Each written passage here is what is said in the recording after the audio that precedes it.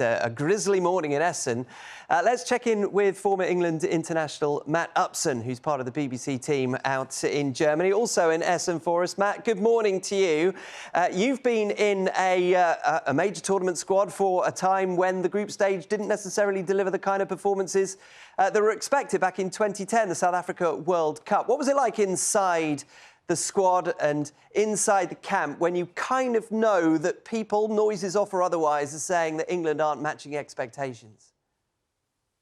Well, good morning. I think that's a really key point, if I'm honest. And I have been in that environment. I have experienced that certainly in the group stage and into the knockout stage. And I think that all the work that Gareth Southgate's put into this group over the past few tournaments and years, this is now when it really counts. This is when that really gets tested, that togetherness, that ability to be a team and to look after each other and to pull together, because it's a tough moment for England in the group. There's absolutely no doubt in that. We're not playing particularly well.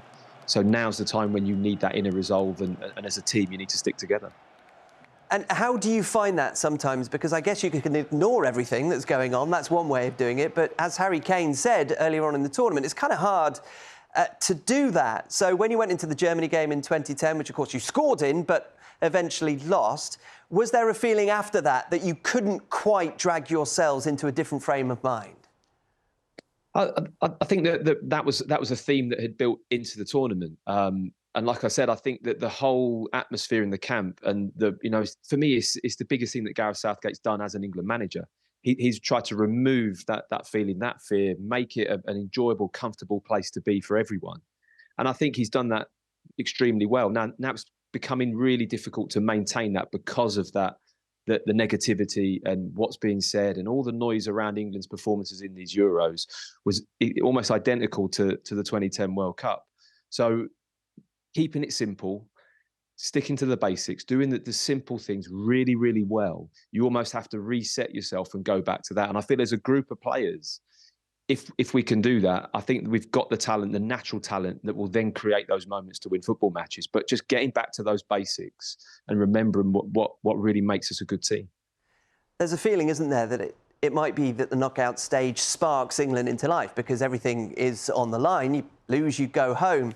But there's also, if you look at recent history, back in 2004, Greece did it, 2016, Portugal did it. They won the Euros, not necessarily playing the best football, but they won the Euros. That isn't so bad a path to follow, is it? No, it's incredible, isn't it? I mean, you can reel off several teams that have had really poor group stage and like you said, not really performed that well all the way through to making a final or winning. So, we've gone into tournaments before in great form. We've come into the group stage, blown teams away, reached that knockout phase and then failed. You have to put it in perspective. And I think that's another key point for the players, putting it in perspective. They've not become poor or bad players overnight. It's not a good moment in terms of team performances, but that can change. So I think that, not emphasising too much on how badly we've played and just looking at the results and where we are in the tournament and the draw that we have and the possible next game, I think it can all be, very quickly turned into a positive thing for England. Well, Matthew, appreciate your time today on Match Day. As you can see from that beautifully branded mic, Matt will be part of the Radio 5 live commentary team a little bit later on for that match. And it's